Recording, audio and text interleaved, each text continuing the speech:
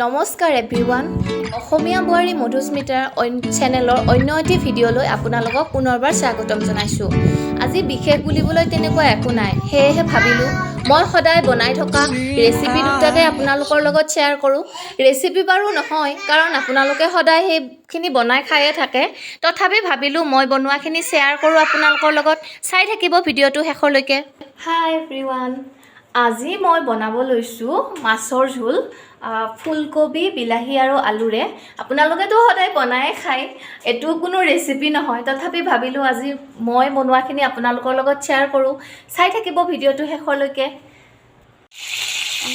মাছৰ ঝোলখিনিত দিবৰ কাৰণে ফুলকবিখিনি মই প্ৰথমে ফ্ৰাই কৰি লৈছোঁ আৰু এফালে আলুখিনি এতিয়া মই মাছখিনি বহাই দিছোঁ। ফ্ৰাই কৰি লওঁ ফাৰ্ষ্ট মাছখিনি, তাৰপিছত দেখাই থাকিম আপোনালোকক মই কেনেকৈ বনাওঁ। মাছখিনি ভজা হৈ গ'লে মই আধা সিজাই লোৱা আলুখিনি ফ্ৰাই কৰি ল'ম তেলত, আৰু মাছখিনি আৰু আলুখিনি হয় মানে মই মছলাখিনি ৰেডি কৰি লওঁ। প্ৰথমে মই কেৰাহীত তেলখিনি দি গৰম হ'বলৈ দিছোঁ। তাত গোটা জিৰা আৰু গোটা মছলাখিনি দি লৈছোঁ। মই ল'ৰাক কোলাত লৈ আছোঁ, সেইটোৰ কাৰণে মোৰ কেমেৰাটো লৰি আছে, আপোনালোকে ভুল নুবুজিব।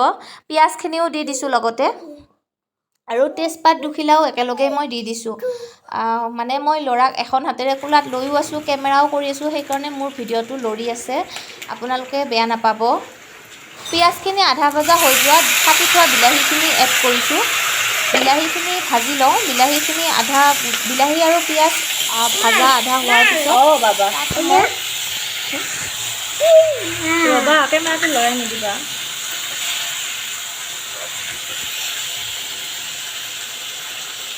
বিলাহী আৰু পিঁয়াজখিনি আধা ভজা হৈ যোৱাত এতিয়া মই পিচি থোৱা আদা নহৰুখিনি এড কৰিছোঁ। আদা নহৰুখিনিৰ লগতে মই বাকী মছলাখিনিও এড কৰিম। ধনিয়া পাউডাৰ অকণমান দিছোঁ, তাৰপিছত মিট মছলা অকণমান দি দিছোঁ, গৰম মছলা অকণমান দি দিছোঁ।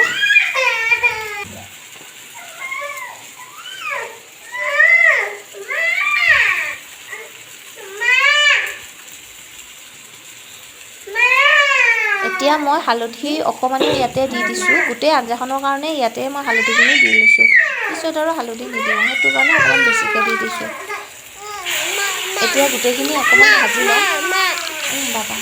গোটেইখিনি অকণমান ভাজি ল'ম, ভাজি কিনে এইখিনি অকণমান ভাজা লাগিব দিম। তাৰপিছত মই অকণমান গৰম পানী দি কিনে এইখিনি ভালকৈ সিজাই ল'ম মছলাখিনি।